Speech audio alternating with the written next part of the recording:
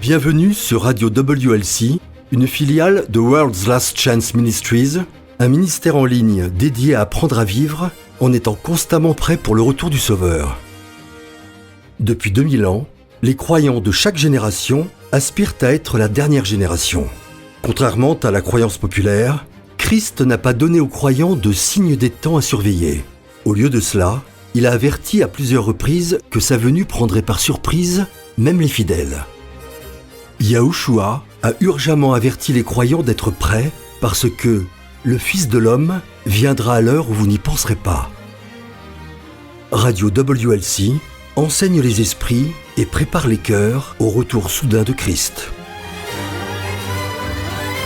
Bonjour et bienvenue sur Radio WLC, je suis votre animateur Éric Thomas. Et je suis Jean-Olivier, merci de nous faire participer à votre journée, amis auditeurs. Comme vous le savez, si vous nous avez déjà écouté à World's Last Chance, nous préférons utiliser le nom personnel du créateur qui est Yahuwah ou Yah en forme courte.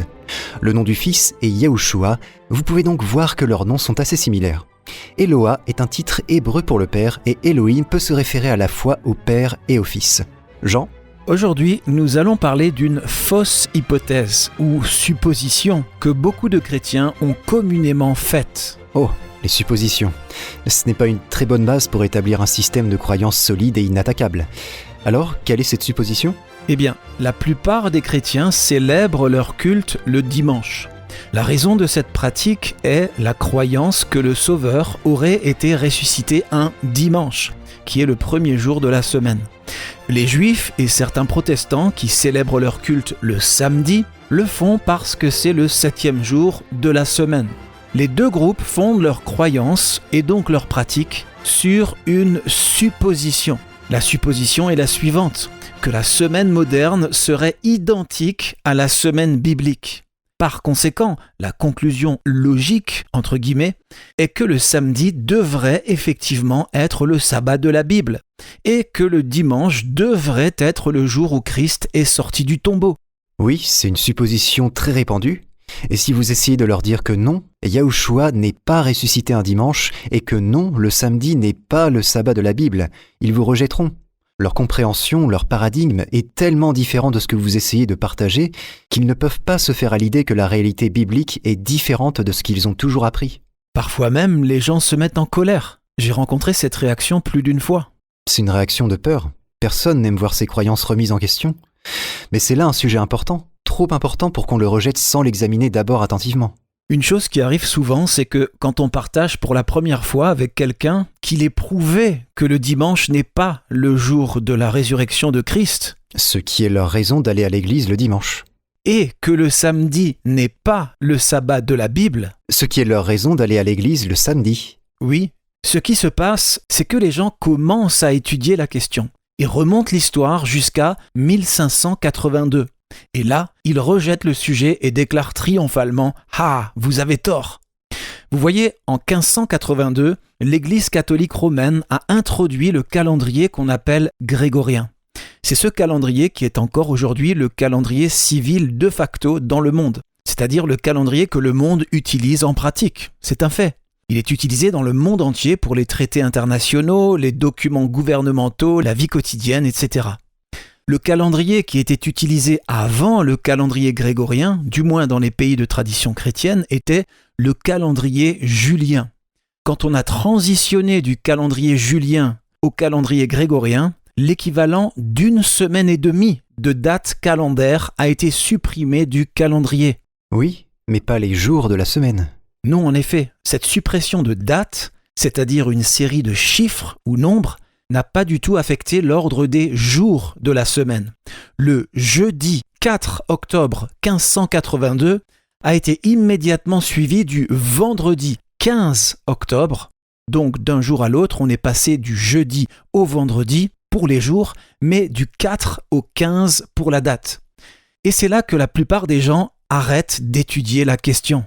On a tous entendu l'adage bien connu « Ceux qui oublient l'histoire sont condamnés à répéter les erreurs de l'histoire ». Tu dis que ceux qui n'ont jamais appris les faits de l'histoire du calendrier ont construit toute une structure de croyance sur une base erronée, la supposition que les semaines se seraient succédées sans interruption depuis la création. C'est exactement ça. C'est un fait connu qu'aucun jour de la semaine n'a été perdu lors de la transition du calendrier julien au calendrier grégorien, comme on vient de le voir. Mais ce n'est pas là une preuve concluante que le dimanche serait le jour de la résurrection de Christ, ou que le samedi serait le sabbat de la Bible. Il faut remonter beaucoup plus loin dans le temps, dans l'histoire, pour découvrir la vérité. Mais quand vous le faites, vous allez être choqués. Si on devait mettre le doigt sur un domaine où il y a le plus de malentendus, ce serait lequel ? Eh bien, je dirais le cycle hebdomadaire. Puisque le temps est continu, la plupart des gens supposent que la méthode par laquelle nous mesurons le temps a toujours été continue. Ce qui a conduit à la supposition, largement répandue parmi les chrétiens, selon laquelle la semaine de 7 jours que nous pratiquons aujourd'hui remonterait en cycle ininterrompu depuis la création, c'est-à-dire que la première semaine de la création aurait continué en cycle ininterrompu de 7 jours en 7 jours jusqu'à aujourd'hui. Ce n'est tout simplement pas le cas, et nous pouvons le prouver. Mais ne commençons pas par là. Revenons à Rome. La Rome papale nous a donné le calendrier grégorien, mais c'est la Rome païenne qui nous a donné le calendrier julien.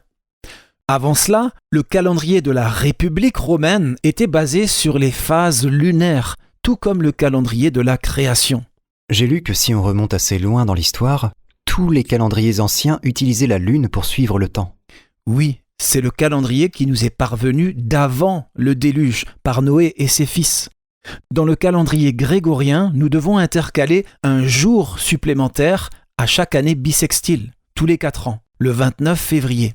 Mais dans un calendrier lunisolaire, c'est-à-dire qui utilise le soleil et la lune comme référence pour le suivi du temps, où les mois sont lunaires et les années solaires, il faut intercaler un mois supplémentaire tous les 2 ou 3 ans. À Rome, des prêtres païens, appelés pontifes, étaient chargés d'effectuer les intercalations nécessaires. Ces pontifes pouvaient aussi exercer des fonctions politiques. On peut voir comment ils pouvaient manipuler la situation. L'intercalation d'un mois supplémentaire pouvait permettre aux politiciens favoris de rester en poste plus longtemps, alors que l'absence d'intercalation pouvait raccourcir les mandats des opposants politiques. J'ai lu quelque part que la raison pour laquelle Jules César a institué son calendrier julien était que les mois n'étaient plus alignés sur les saisons. Ils n'étaient absolument plus alignés. Pour intercaler un mois, le Pontifex Maximus, c'est-à-dire le grand pontife, devait se trouver à Rome. Eh bien, Jules César était le Pontifex Maximus. Mais il était occupé avec Cléopâtre et menait toutes ces guerres, si bien que le calendrier était devenu vraiment faussé par rapport à la réalité des saisons. Comment est-ce qu'il a réformé le calendrier ? Eh bien, lisons une citation de l'Encyclopædia Britannica qui explique comment ça a été fait. Au milieu du 1er siècle avant Jésus-Christ, Jules César a invité Sosygène d'Alexandrie, un astronome alexandrin, à le conseiller sur la réforme du calendrier, et Sosygène a décidé que la seule mesure pratique était d'abandonner complètement le calendrier lunaire. Les mois devaient être organisés sur une base saisonnière et une année tropique, solaire, a été utilisée, comme dans le calendrier égyptien. Remarquons que la grande innovation de Sosygène a été l'abandon de la méthode de calendrier lunaire, le système de mesure du temps basé sur la Lune. C'est ce changement qui a conduit à la supposition moderne que la semaine, telle que nous la connaissons aujourd'hui, serait descendue en cycle ininterrompu jusqu'à nous. Lisons la suite. La grande difficulté à laquelle était confronté tout réformateur du calendrier était qu'il semblait n'y avoir aucun moyen d'effectuer un changement qui permettrait au mois de rester en phase avec les cycles de la Lune et l'année en phase avec les saisons. Il était nécessaire de rompre fondamentalement avec la méthode traditionnelle de calcul du temps pour concevoir un calendrier saisonnier efficace. Pour aligner le nouveau calendrier sur les saisons, il a fallu ajouter 90 jours à une année. C'est ce qui a été fait en l'an 45 avant Jésus-Christ, créant ainsi une année de 445 jours. Waouh, ça fait 3 mois de plus. Ils étaient vraiment décalés, n'est-ce pas ? Je ne savais pas que les mois étaient à ce point éloignés des saisons à cette époque romaine. C'est le cas. Maintenant, la première chose à comprendre à propos du début du calendrier julien, c'est que la semaine julienne de l'an 45 avant Jésus-Christ ne ressemblait pas à la semaine julienne de l'époque où le pape Grégoire XIII l'a modifiée, au XVIe siècle. C'est la première supposition que font les Juifs et les chrétiens, quel que soit leur jour de culte. Donc, en d'autres termes, elle ne ressemblait pas à notre semaine d'aujourd'hui. Non, en effet. Et quelle était la différence ? La durée de la semaine. Le calendrier julien, comme le calendrier de la République romaine avant lui, avait à l'origine, écoute bien, un cycle de 8 jours. La semaine comptait 8 jours ? Sérieusement ? Oui, au début, le calendrier julien comportait une semaine marchande de 8 jours. Eviatar Zerubbabel est un chercheur qui a écrit un livre sur l'histoire de la semaine. Dans son livre intitulé « Le cercle des 7 jours, l'histoire et la signification de la semaine », il explique comment elle fonctionnait. Il dit, je cite, « La semaine romaine de 8 jours était connue sous le nom d'Internundinum Tempus, ou période entre les affaires du 9e jour. Ce terme doit être compris dans le contexte de l'ancienne pratique mathématique romaine du comptage inclusif, selon lequel le premier jour d'un cycle est également compté comme le dernier jour du cycle précédent. Les affaires du 9e jour, sur lesquelles se reposait cette semaine, étaient le nundine, un jour de marché périodique qui se tenait de façon régulière tous les 8 jours. C'est bizarre. Je veux dire, j'ai entendu parler de semaines de différentes durées. Certains peuples amérindiens avaient des semaines de 4 et 5 jours, mais je n'ai jamais entendu que le calendrier julien n'avait absolument pas une semaine de 7 jours au départ. Alors, à quoi ressemblaient ces semaines ? Aujourd'hui, on a le dimanche, lundi, mardi, etc. D'après quelle planète ils nommaient la semaine de 8 jours ? En fait, ils ne les nommaient pas. Les jours de la semaine étaient simplement indiqués par des lettres, de la lettre A à la lettre H. A, B, C, D, E, F, G, H, ça fait bien 8. À cette époque, le calendrier julien avait en fait déjà un cycle hebdomadaire continu. Est-ce qu'il existe encore des calendriers juliens anciens conservés jusqu'à ce jour ? Oui, en fait, on peut facilement trouver des images sur un moteur de recherche comme Google. Les Fasti Antiates ou Fastes d'Antium sont le seul calendrier de la République romaine qui soit conservé à ce jour. Mais il en existe un certain nombre des débuts du calendrier julien. C'est plutôt utile que les Romains aient eu tendance à tout graver dans la pierre. En effet, mais c'est là que ça devient vraiment intéressant. Tous les premiers calendriers juliens, encore conservés à ce jour, datent des règnes de César Auguste et de Tibère César. De quelle période est-ce qu'on parle ? De l'an 27 avant Jésus-Christ à l'an 37 après Jésus-Christ. C'est fascinant. Ça comprend totalement la période pendant laquelle Yahushua était sur la terre. Je n'y avais jamais vraiment pensé avant, mais il est évident que les Juifs n'auraient jamais utilisé le calendrier de leur oppresseur romain, n'est-ce pas ? Ils utilisaient le calendrier biblique. Tu vois où je veux en venir ? Et oui, tu as raison. Si la supposition était correcte, que le samedi moderne est le sabbat biblique, simplement parce que le cycle hebdomadaire n'a pas été interrompu lors du passage du calendrier julien au calendrier grégorien, on devrait facilement être en mesure de le prouver à partir des premiers calendriers juliens qui sont conservés à ce jour. Évidemment, nous sommes à la radio, je ne peux pas projeter une image à nos auditeurs maintenant, mais j'invite chacun d'entre vous à rechercher Fastes d'Antium ou simplement calendrier romain sur Internet et à cliquer sur Images. Comment ça s'écrit ? Fast, F-A-S-T-E-S, d'Antium, D'-A-N-T-I-U-M. Vous pouvez aussi chercher calendrier julien ancien. Vous devriez trouver des images des fastes d'Antium qui, rappelons-le, sont le dernier exemplaire conservé du calendrier de la République romaine. Les lettres des jours sont gravées sur la pierre. Ce sont les premiers fastis juliens. Vous pouvez clairement y discerner les lettres A à H, ce qui prouve que la semaine de 8 jours était encore utilisée par les Romains pendant et immédiatement après la vie de Christ. C'est très important. Il n'y a aucun moyen que les Juifs aient adoré au 8e jour du calendrier julien. On peut savoir qu'ils devaient utiliser le calendrier lunisolaire établi à la création.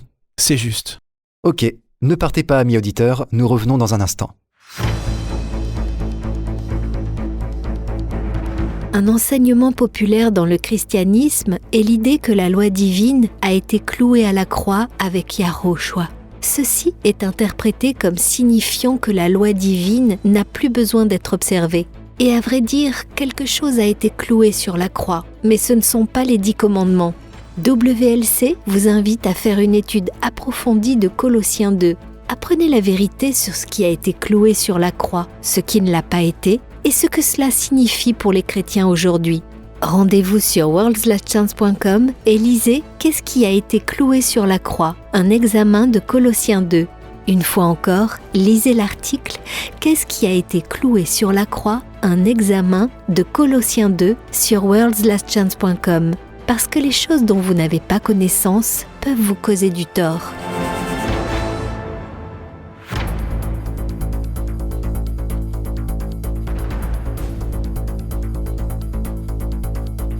L'une des plus grandes fraudes de l'histoire du monde a été perpétrée il y a presque 1700 ans à l'initiative de 2 hommes, l'empereur romain Constantin et Hillel II, le président du Sanhédrin au IVe siècle.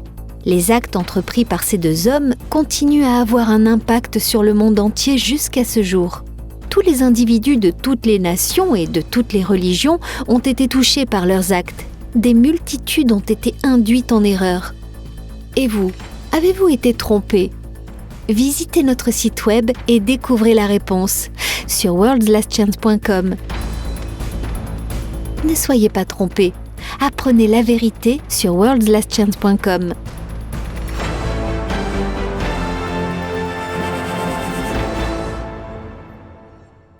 Je suis vraiment fasciné par le fait que les Romains utilisaient un calendrier qui différait tellement et si clairement de celui qu'utilisaient les Juifs. Oui, il est important de se rappeler que la semaine biblique, en tant qu'unité individuelle de temps, définie dans Genèse 1, ne comprenait que 7 jours. 6 jours de travail, suivis d'un repos du sabbat, au dernier jour de la semaine. Mais c'est le cycle de 8 jours du calendrier julien qui était utilisé par les Romains à l'époque de Christ. Il n'y a simplement aucun moyen que les Israélites aient utilisé le calendrier solaire païen julien avec sa semaine de 8 jours. On peut le savoir, ça aurait été de l'idolâtrie pour eux. Ils n'auraient pas pu l'utiliser tout en respectant le sabbat. Même s'ils avaient célébré leur culte au 7e jour de la semaine julienne, ce 8e jour supplémentaire aurait complètement faussé le compte. Mais le plus important, c'est que le calendrier biblique utilisait la lune pour compter les mois. Et c'est précisément cette pratique que le calendrier julien a supprimée. Il ne voulait pas d'un calendrier qui utilise la lune de quelque manière que ce soit. Même plus tard, quand la semaine julienne a été raccourcie à 7 jours, elle n'était toujours pas conforme au cycle hebdomadaire de la semaine biblique et ne ressemblait pas non plus à la semaine moderne en usage aujourd'hui.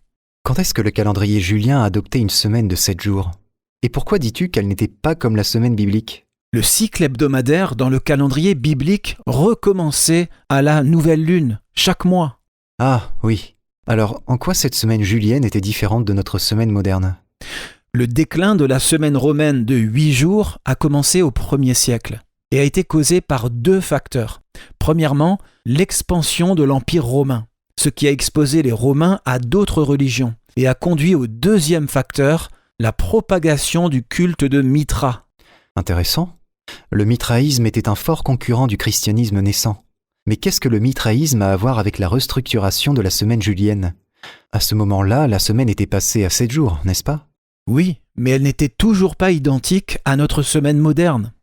Robert L. Odom, dans son livre « Le dimanche dans le paganisme romain », a écrit, je cite, « Il semble qu'un génie spirituel ayant le contrôle sur le monde païen ait ordonné les choses de telle sorte que la semaine planétaire païenne a été introduite juste au bon moment pour que le culte du soleil le plus populaire de tous les temps arrive et exalte le jour du soleil comme un jour supérieur et plus sacré que tous les autres. Ce n'est certainement pas un hasard. » Intéressant.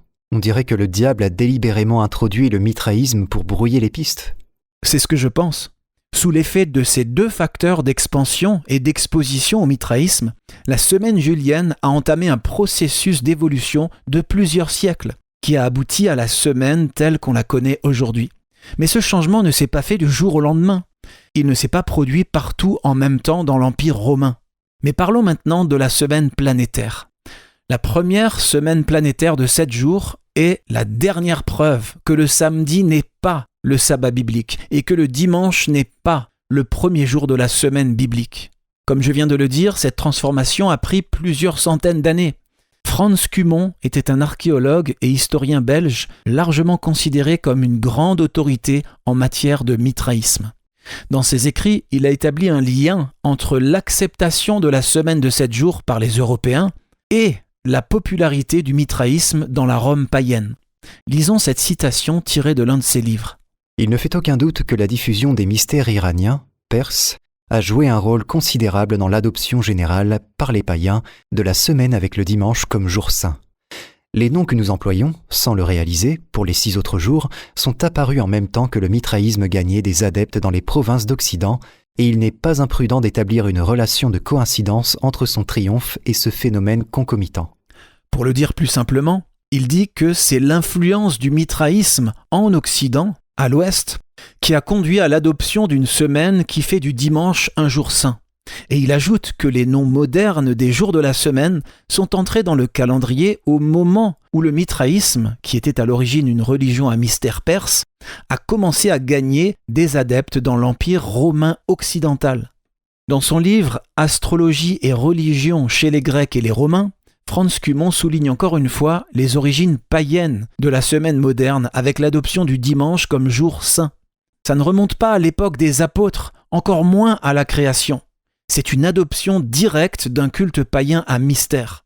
Lisons cette citation. « La prééminence accordée au dies solis, au jour du soleil, a aussi certainement contribué à la reconnaissance générale du dimanche comme jour férié. Ceci est lié à un fait plus important, à savoir l'adoption de la semaine par toutes les nations européennes. » C'est extrêmement important. Est-ce que vous comprenez ce que ça signifie ? Eh bien, tu vas nous le dire ? En clair, ça signifie que le dimanche ne peut pas être le jour où Christ est ressuscité, car le dimanche n'existait pas dans le calendrier julien de l'époque de Christ. Le samedi ne peut pas non plus être le sabbat biblique du 7e jour parce que, écoutez bien, la semaine planétaire païenne, à l'origine, quand elle a été adoptée, commençait le samedi. Quoi ? Le samedi était le premier jour de la semaine ? Oui. Eh bien alors, quel était le dernier jour de la semaine ? Vendredi. Sérieusement ? Oui, le vendredi était le dernier jour de la semaine. En fait, il y a des calendriers juliens conservés jusqu'à aujourd'hui qui montrent cette configuration des jours. Les thermes de Titus étaient des bains publics construits à Rome en l'an 81 après Jésus-Christ. On peut voir sur un mur de ces thermes ce qu'on appelle un calendrier à bâtons. C'est vraiment fascinant. Vous pouvez consulter notre article intitulé « 8 jours dans la semaine, histoire du calendrier julien ». Vous y verrez une image d'un calendrier à bâtons ou cheville. Vous en trouverez d'autres en faisant vos propres recherches. Très bien, mais pour l'instant à l'antenne, est-ce que tu pourrais nous en donner une brève description ? Bien sûr. Au milieu, il y a un cercle qui représente les 12 signes du zodiaque, avec un trou, un emplacement pour une cheville à insérer pour chaque signe. Une petite cheville métallique était donc déplacée d'un signe à l'autre pour indiquer le mois en cours. De part et d'autre des signes du zodiaque, sur la gauche et sur la droite de ce cercle central, se trouve une colonne de chiffres, de 1 à 15 à gauche, de 16 à 30 à droite. Là encore, une cheville mobile permettait d'afficher la date du mois, en insérant la cheville dans le chiffre du jour. Ça semble plutôt ingénieux. Oui, mais ce qui est vraiment intéressant, c'est la façon dont on suivait le jour de la semaine. Les 7 dieux planétaires étaient gravés en haut du calendrier, c'est-à-dire au-dessus du cercle central des mois et des 2 colonnes des dates à droite et à gauche. Le premier dieu de la liste était Saturne. C'était le dieu qui était honoré au premier jour de la semaine, le jour de Saturne, qui est notre samedi. Les anglophones utilisent encore le mot Saturday, le jour de Saturne. En tant que dieu de l'agriculture, on peut le voir dans cette position prééminente tenant son symbole qui est une faucille. À côté de l'image de Saturne vient ensuite l'image du dieu Soleil, qui était le dieu qui était honoré au 2e jour de la semaine. On peut voir des rayons de lumière partir de sa tête. C'était le jour du soleil, Sunday en anglais, notre dimanche. Le dimanche, qui est notre premier jour de la semaine. C'était leur 2e jour de la semaine. Incroyable. Le 3e jour de la semaine était représenté par une image de la déesse de la lune, Luna. On la voit clairement porter son diadème en forme de croissant de lune. Ce qui correspond à notre deuxième jour de la semaine aujourd'hui, le lundi ou jour de la lune. Le reste de la semaine se poursuit avec les différents dieux planétaires. Il y a le Dies Martis, jour de Mars, notre mardi, Dies Mercuri, jour de Mercure, qui est notre mercredi, Dies Jovis, jour de Jupiter, le jeudi, et le tout dernier jour, un dessin montrant la déesse Vénus, pour Dies Veneris, qui est notre vendredi moderne. Mais dans le calendrier romain à bâton ou cheville, c'est le 7e, et non le 6e jour de la semaine.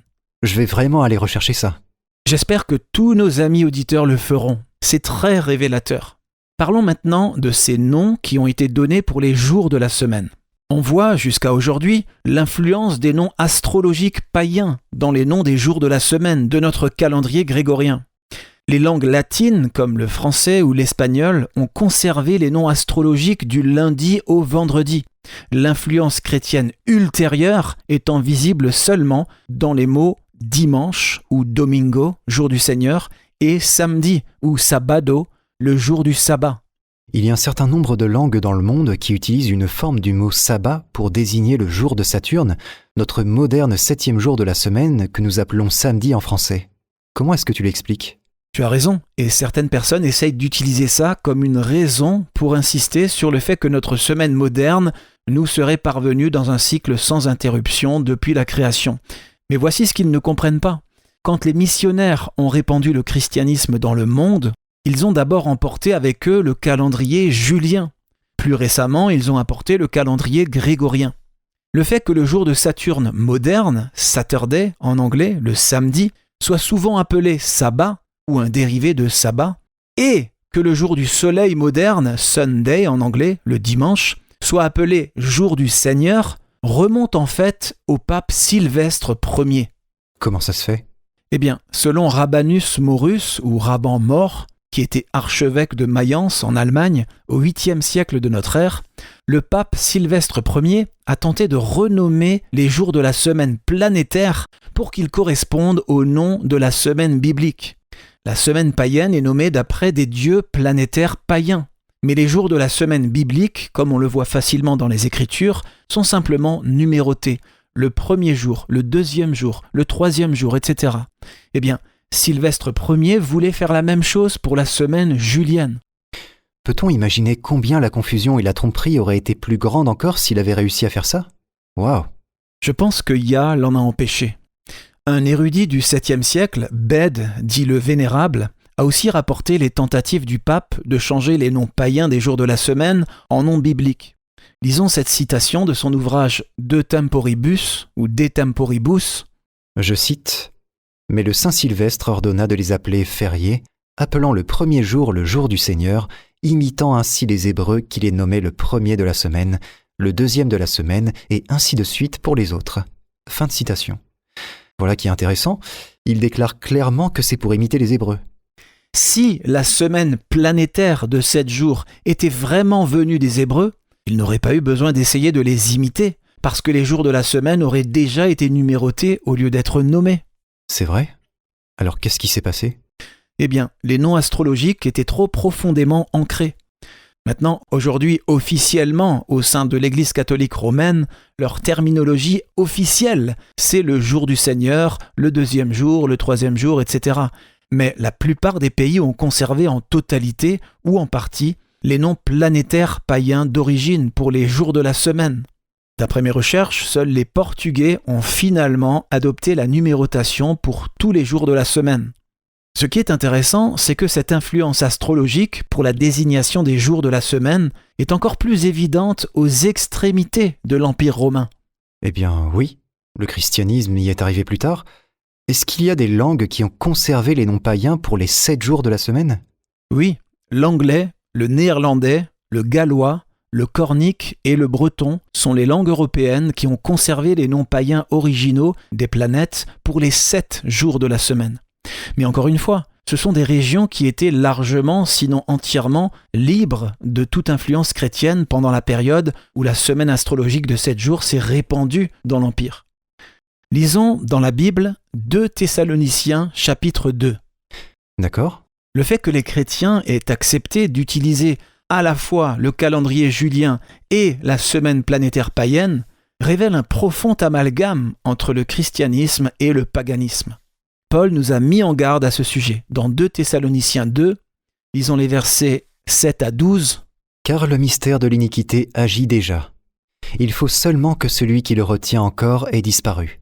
Et alors paraîtra l'impie, que le Seigneur Yahushua détruira par le souffle de sa bouche et qu'il anéantira par l'éclat de son avènement. L'apparition de cet impie se fera, par la puissance de Satan, avec toutes sortes de miracles, de signes et de prodiges mensongers, et avec toutes les séductions de l'iniquité pour ceux qui périssent parce qu'ils n'ont pas reçu l'amour de la vérité pour être sauvés.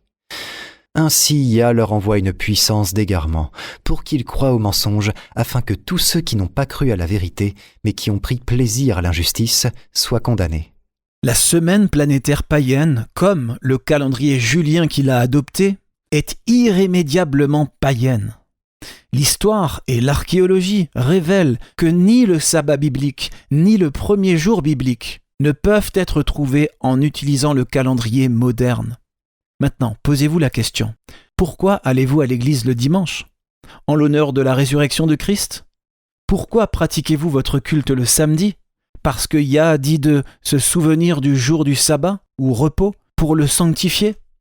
S'il est important d'adorer sur un jour spécifique, il est aussi important de savoir quel calendrier utiliser pour trouver ce jour spécifique et précis. Je vais juste ajouter ici cette pensée.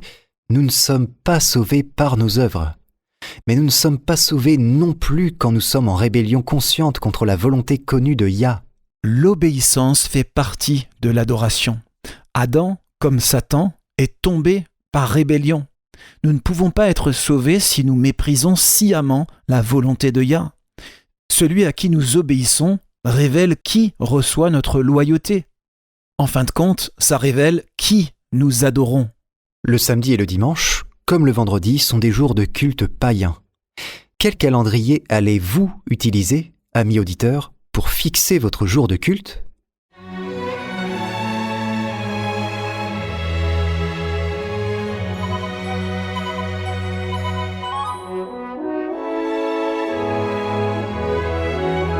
Vous écoutez la radio World's Last Chance. Radio World's Last Chance enseigne les esprits et prépare les cœurs au retour soudain de Christ. Saviez-vous que vos paroles de louange sont précieuses pour le Père? Malachie 3, verset 16 nous dit « Alors ceux qui craignent Yahweh se parlèrent l'un à l'autre. Yahweh fut attentif et il écouta, et un livre de souvenirs fut écrit devant lui pour ceux qui craignent Yahweh et qui méditent sur son nom. » Vos paroles de gratitude et de louange sont si précieuses que le Père les enregistre dans un livre. Alors exprimez votre amour et votre gratitude, souvent, et voyez votre foi grandir. Bekele Masala, d'Addis Abeba, en Éthiopie, nous a envoyé une question intéressante pour notre courrier des auditeurs. C'est une question que je me suis aussi posée. Il nous écrit « Mes frères, je vous salue au nom de notre merveilleux Sauveur Yahushua. Pourriez-vous expliquer ce que signifie travailler à notre propre salut avec crainte et tremblement ? Ça me laisse perplexe. » C'est en effet une déclaration qui peut prêter à confusion. Merci pour votre question, cher Bekele. Tout d'abord, prenons un moment pour préciser que le salut est un don gratuit, un cadeau divin. Ce n'est pas quelque chose que nous pouvons gagner par nos œuvres. Les Écritures sont très claires sur ce point. Lisons Tite 3, versets 3 à 7. « Car nous aussi nous étions autrefois insensés, désobéissants, égarés, asservis à toute espèce de convoitise et de volupté, vivant dans la méchanceté et dans l'envie, dignes d'être haïs, et nous haïssant les uns les autres. Mais, lorsque la bonté de Elohim, notre Sauveur, et son amour pour les hommes ont été manifestés, il nous a sauvés, non à cause des œuvres de justice que nous aurions faites, mais selon sa miséricorde, par le baptême de la régénération et le renouvellement du Saint-Esprit, qu'il a répandu sur nous avec abondance par Yahushua Christ, notre Sauveur, afin que, justifiés par sa grâce, nous devenions, en espérance, héritiers de la vie éternelle. » On ne peut pas être plus clair que ça. Nous ne sommes pas sauvés par les œuvres de justice que nous aurions faites. Au contraire, c'est selon sa miséricorde que nous sommes sauvés. Donc, quand Paul dit que nous devons travailler à notre propre salut avec crainte et tremblement, il doit faire référence à quelque chose d'autre. Lisons-le dans son contexte, c'est dans Philippiens 2, verset 12. Il est écrit « Ainsi, mes bien-aimés, comme vous avez toujours obéi, travaillez à votre salut avec crainte et tremblement, non seulement comme en ma présence, mais bien plus encore maintenant que je suis absent. » D'autres versions disent « Faites fructifier votre salut, mettez en œuvre votre salut, employez-vous à votre propre salut, travaillez à votre propre salut. » D'accord, c'est le texte. Mais le mot « ainsi » au début du verset, ou « c'est pourquoi » dans une autre version, indique qu'il fait référence à quelque chose d'autre qui vient d'être dit. Revenons donc en arrière et lisons les versets 9 à 13. « C'est pourquoi aussi Yah l'a souverainement élevé, et lui a donné le nom qui est au-dessus de tout nom, afin qu'au nom de Yahushua, tout genou fléchisse dans les cieux, sur la terre et sous la terre, et que toute langue confesse que Yahushua Christ est Seigneur, à la gloire de Yahweh le Père. Ainsi, mes bien-aimés, comme vous avez toujours obéi, travaillez à votre salut avec crainte et tremblement, non seulement comme en ma présence, mais bien plus encore maintenant que je suis absent. Car c'est Yah qui produit en vous le vouloir et le faire selon son bon plaisir. » Eh bien, on dirait qu'on a un autre « c'est pourquoi » ici.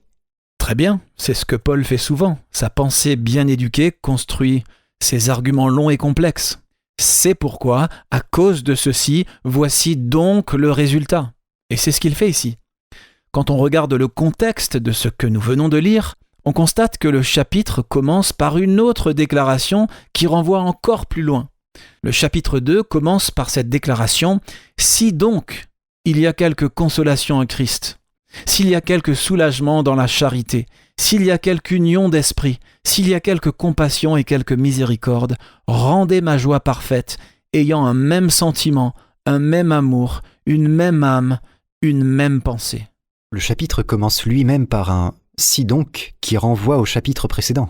Oui, ce qui nous renvoie à une pensée ou à une déclaration exprimée dans le chapitre 1 que nous devons prendre en compte. Nous n'allons pas le lire maintenant, j'encourage chacun à le lire chez soi. Mais pour le dire brièvement, dans le premier chapitre de sa lettre à l'église de Philippe, Paul leur dit qu'il a toujours prié avec joie pour eux, pour leur communion dans l'Évangile. Au verset 6, il appelle cette communion dans l'Évangile une bonne œuvre et dit que Yahweh l'a commencé en eux et continuera à accomplir cette bonne œuvre en eux jusqu'au jour où ils verront Yahushua. C'est ce même thème qui se poursuit dans le reste du chapitre, ce thème de la communion fraternelle basée sur l'amour. Je vois que Paul poursuit en partageant certaines des difficultés qu'il a rencontrées. Oui, et il note avec plaisir que ces difficultés ont en fait contribué à la propagation de l'Évangile. Il ajoute ensuite qu'il y a encore beaucoup de travail à faire et que tous les croyants doivent lutter ensemble pour la foi en l'Évangile et ne pas avoir peur de leurs ennemis. Je vois qu'il termine le chapitre en disant qu'ils ne doivent pas seulement croire en Yahushua, mais aussi souffrir pour lui. C'est juste. Voilà le contexte qui prépare le chapitre 2 de Philippiens, où il leur dit de travailler à leur propre salut avec crainte et tremblement. Il leur dit qu'ils doivent mettre en place certains principes pour qu'ils puissent travailler ensemble à la diffusion de l'Évangile. Dans les versets 1 à 4 du chapitre 2, Paul leur dit qu'ils doivent avoir un seul esprit et un seul but, et être prêts à s'humilier au bénéfice des autres. Puis au verset 5 à 11, il leur dit qu'ils doivent laisser la pensée, ou les sentiments selon les versions, de Yahushua être en eux, ce qui leur donnera un cœur de serviteur, pour qu'ils puissent donner leur vie à l'Évangile comme Yahushua l'a fait. Donc, pour résumer, Paul dit qu'il y a encore beaucoup de travail à faire et qu'ils doivent tous coopérer ensemble et s'abandonner entièrement à l'œuvre de l'Évangile, tout comme Yahushua l'a fait, si j'ai bien compris. Oui, donc, avec ce contexte à l'esprit, Paul dit ensuite dans Philippiens 2, verset 12, qu'en raison de ce que Yahushua a fait pour les sauver, ils devraient à leur tour être toujours prêts à obéir à l'appel de Yah, à travailler à votre propre salut avec crainte et tremblement. Il poursuit en expliquant que Yah lui-même est à l'œuvre en eux et qu'il leur a donné à la fois le désir et la force de le faire, parce que c'est ce qui plaît à Yah. C'est pour cette raison, Paul explique, qu'ils doivent tous travailler ensemble sans querelle ni lutte pour être des lumières dans le monde et un exemple pour les non-croyants qui les entourent. Philippiens 2, verset 12 ne parle donc pas du tout de faire de bonnes œuvres pour gagner notre salut. Au contraire, il dit qu'en raison du don gratuit du salut, nous avons reçu à la fois le désir et le pouvoir de faire de bonnes œuvres qui, bien sûr, seront utilisées pour partager l'Évangile avec d'autres. Exactement. Pour le dire autrement, Yah nous dit de travailler ou d'exercer notre salut, dans le sens le faire travailler, ou comme le dit une version, le faire fructifier. Nous ne devons pas nous reposer sur nos lauriers et laisser les autres se charger de répandre l'Évangile. Nous devons aussi faire notre part. Nous devons exercer le désir et le pouvoir que Yah nous a donné d'amener les autres au salut. Et nous devons le faire pour que les autres ne subissent pas le même sort que nous aurions subi si la grâce de Yah ne nous avait pas sauvés, nous. Il s'agit donc de mettre notre foi au service des autres. Yah a planté en nous le désir que les autres soient sauvés, et il nous a donné le pouvoir d'en faire une réalité aussi. Alors ne restez pas assis là, occupez-vous-en, et allez aider les autres à apprendre au sujet du salut et à le recevoir. Alors, à quoi ça ressemble dans la vie réelle le fait de travailler à notre salut ? Paul nous donne la réponse dans 2 Timothée 4, verset 2. Très bien, il est écrit « Prêche la parole, insiste en toute occasion, favorable ou non, reprend, censure, exhorte, avec toute douceur et en instruisant. » Ou, dans une autre version, « Proclame la parole, insiste, que l'occasion soit favorable ou non, convainc, réprimande, encourage par ton enseignement, avec une patience inlassable. » Voilà comment nous exerçons notre propre salut. Nous le mettons en œuvre en partageant la vérité. À chaque fois que nous avons une occasion dans notre vie quotidienne de partager la vérité, favorable ou non, d'encourager, d'orienter quelqu'un vers le Sauveur, de vivre l'amour de Yah qui pardonne, dans notre propre vie, nous devons le faire. Et quand nous le faisons, nous coopérons avec Yah pour le salut des âmes. Nous travaillons notre propre salut. Je pense qu'une autre façon de travailler notre propre salut ou d'exercer notre salut, c'est d'être patient avec les échecs des autres. Partager les vérités que nous connaissons, rechercher plus de vérités pour être pur sur le plan doctrinal. Ce sont là des façons de mettre notre salut à l'œuvre pour répandre l'Évangile. Et quand nous le faisons, tout comme quelqu'un qui exerce son corps fidèlement, nous devenons plus forts dans notre marche avec Yah. Nous sommes capables de faire plus efficacement, d'accomplir plus pour le salut des autres. Et cela à cause de notre amour et de notre gratitude envers le Père. Nous aimons beaucoup parce qu'on nous a beaucoup pardonné, et nous voulons transmettre cela. Exactement. C'est ça, mettre notre salut à l'œuvre, ou travailler à notre salut, le faire fructifier. Rappelez-vous, à chaque fois qu'un verset isolé semble contredire ce que disent d'autres passages des Écritures, on doit chercher une interprétation qui soit cohérente avec le reste. La vérité ne se contredit pas. Elle peut sembler contradictoire si nous ne la comprenons pas correctement, mais la vérité en elle-même est toujours cohérente. Quand nous examinons le thème du salut dans les Écritures, nous constatons vite que la Bible enseigne clairement que le salut est un don gratuit. Éphésiens 2, versets 8 et 9. « Car c'est par la grâce que vous êtes sauvés, par le moyen de la foi. Et cela ne vient pas de vous, c'est le don de Yah. Ce n'est point par les œuvres, afin que personne ne se glorifie. » Donc, si on considère les autres passages des Écritures, nous pouvons savoir que ce verset de Philippiens 2, qui parle de travailler à notre propre salut, n'a rien à voir avec le salut par les œuvres. Par contre, il a tout à voir avec le fait d'être tellement rempli d'amour et de gratitude pour notre propre salut que nous coopérons avec le ciel pour travailler au salut des autres parce que nous sommes sauvés. C'est tout à fait logique, c'est cohérent. Et c'est ce que nous devons toujours garder à l'esprit. Si nous trouvons une contradiction apparente, c'est le signal d'alarme qui nous indique que nous devons continuer à creuser parce qu'il y a quelque chose que nous ne comprenons pas ou une vérité plus grande à découvrir. Si vous avez des questions ou des commentaires, écrivez-nous. Rendez-vous sur worldslastchance.com et cliquez sur « Contactez-nous ». Nous apprécions toujours d'avoir des nouvelles de nos auditeurs.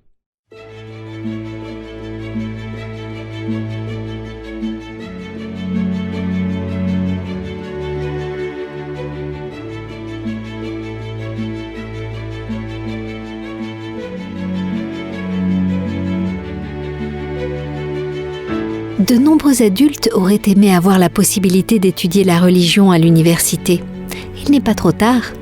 Sur worldslastchance.com, nous avons des centaines d'articles et de vidéos sur de nombreux sujets religieux et spirituels différents, et de nouveaux contenus sont ajoutés en permanence. Certains articles donnent des conseils sur comment vivre une vie chrétienne victorieuse. D'autres articles approfondissent des passages incompris de l'Écriture et expliquent ce que signifiait l'hébreu original. Nous proposons aussi de nombreux articles et vidéos sur les prophéties. Paul a dit à Timothée « Toute écriture est inspirée de Dieu et utile pour enseigner, pour convaincre, pour corriger, pour instruire dans la justice, afin que l'homme de Dieu soit accompli et propre à toute bonne œuvre. » Si vous lisez attentivement le contenu de notre site web, vous aurez une base solide non seulement dans les vérités doctrinales, mais vous connaîtrez aussi les secrets d'une prière efficace et comment étudier la Bible pour découvrir la vérité par vous-même. Visitez notre site worldslastchance.com. Il n'est jamais trop tard pour commencer. worldslastchance.com prépare un peuple pour le retour très proche du Sauveur.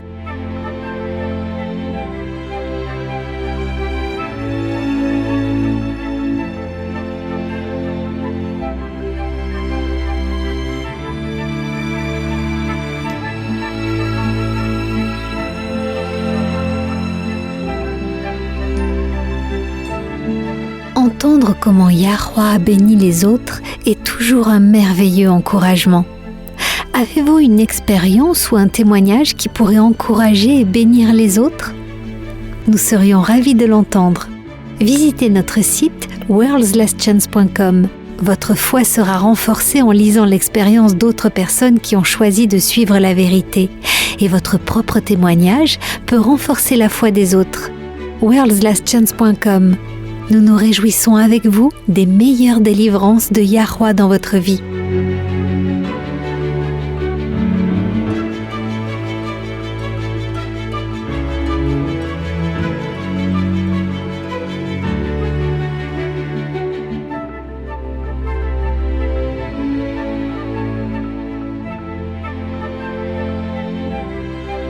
Êtes-vous confronté à une situation où vous avez besoin d'aide et de conseils divins?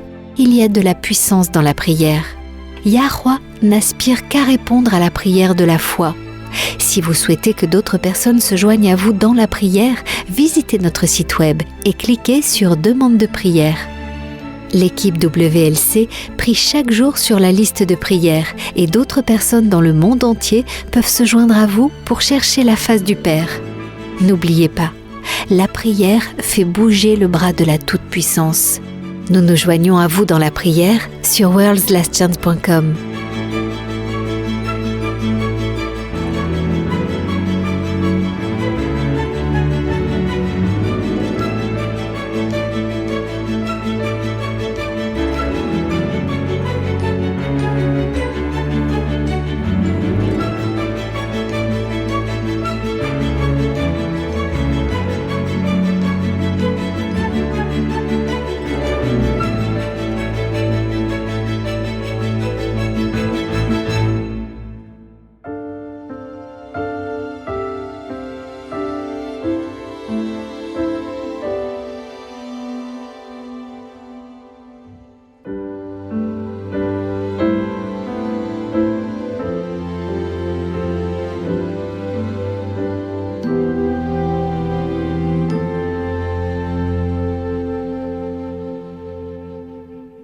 Vous écoutez Élise Blanc pour votre promesse quotidienne de la parole de Yah. L'un des voyages les plus épuisants que j'ai fait consistait en 3 vols consécutifs et a duré 23 heures. Même si c'était fatigant, ce n'était pas si stressant que ça. Ennuyeux, oui. Stressant, non. Vous voyez, j'avais mes billets réservés. La prochaine fois que vous serez dans un aéroport, prenez le temps d'observer la différence entre les passagers qui ont des billets confirmés et ceux qui sont en attente d'une place. Les personnes qui ont un billet confirmé lisent ou envoient des SMS. Ils discutent avec leurs amis. Certains d'entre eux dorment même. Par contre, les passagers en attente tournent autour du guichet, font les 100 pas, tapent du pied et semblent nerveux. La différence entre les 2 groupes se trouve simplement dans le facteur d'assurance. Les uns savent qu'ils arriveront à destination à l'heure prévue. Les autres sont tendus et stressés parce qu'ils ne savent pas quand, ni même s'ils pourront obtenir tous les vols en correspondance qu'ils souhaitent. La Bible offre une grande assurance aux croyants. Alors que beaucoup de gens sont prompts à croire, quand ils acceptent Yahushua comme leur Seigneur et Sauveur, cette assurance peut souvent s'estomper quand ils commettent des erreurs et trébuchent à nouveau dans le péché. Hébreux 10, versets 35 et 36 exhortent les croyants ainsi. N'abandonnez donc pas votre assurance, à laquelle est attachée une grande rémunération, car vous avez besoin de persévérance, afin qu'après avoir accompli la volonté de Yah, vous obteniez ce qui vous est promis. L'assurance du croyant est un cadeau extraordinaire. Si vous saviez que demain vous serez appelé à vous tenir devant le tribunal de Yah, quelle serait votre réaction? Seriez-vous nerveux faisant les 100 pas? Auriez-vous peur qu'il vous dise « Je ne t'ai jamais connu, retire-toi de moi » Ou est-ce que vous vous reposeriez dans l'assurance que le sang de Yahushua a couvert tous vos manquements et que vous vous tiendrez devant Yah comme si vous n'aviez jamais péché? C'est le cadeau que Yahuwah vous offre. Philippiens 1, verset 6 nous dit « Je suis persuadé que celui qui a commencé en vous cette bonne œuvre la rendra parfaite pour le jour de Yahushua Christ. » Allez vers le Père, donnez-lui votre volonté, demandez-lui de vous préparer, et il le fera. Nous avons reçu de grandes et précieuses promesses. Réclamez-les dès maintenant.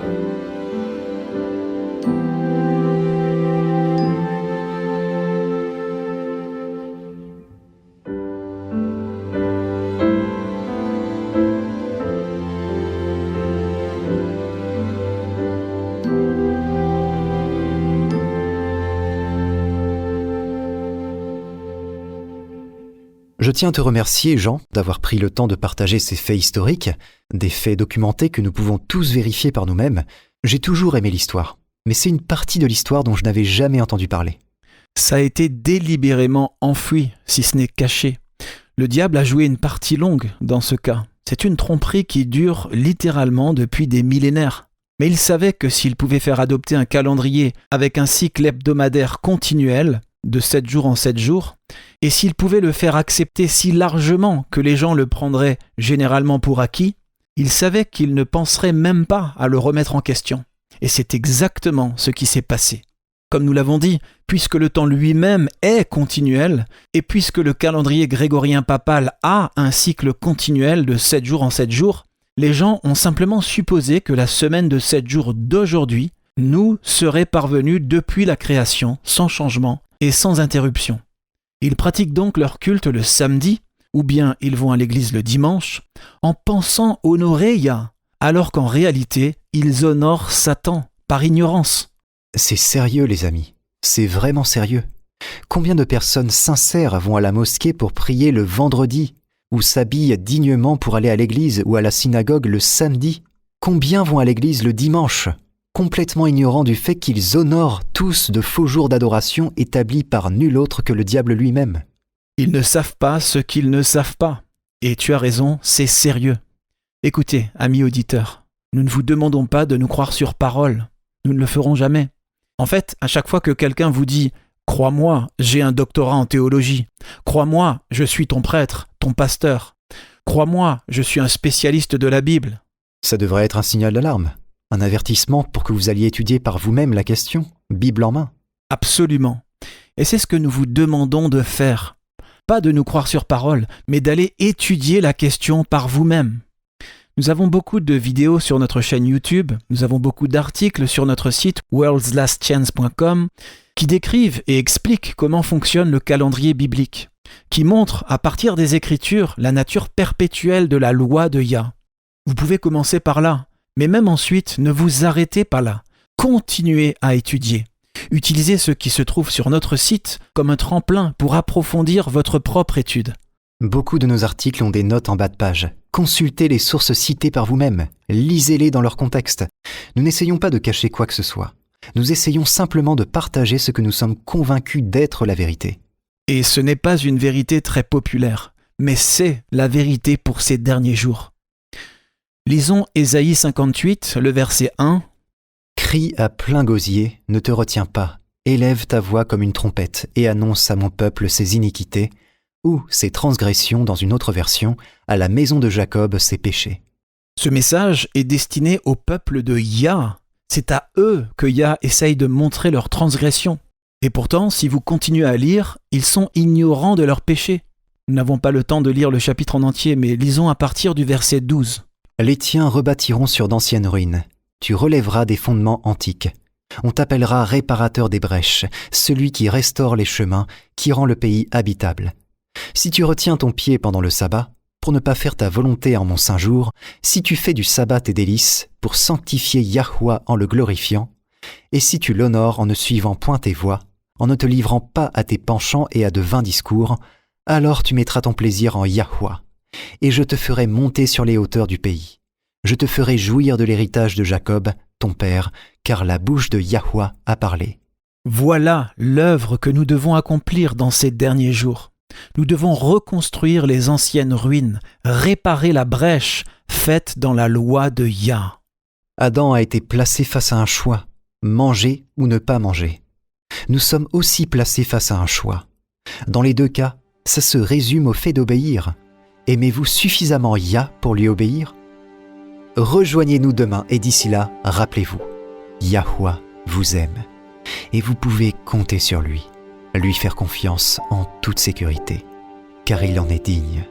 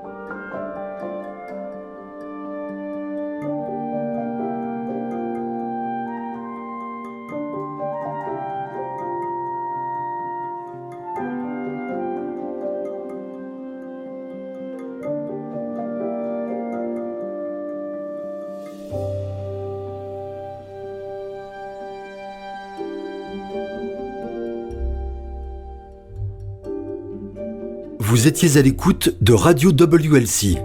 Cette émission, ainsi que les épisodes précédents de Radio WLC, peuvent être téléchargés sur notre site web.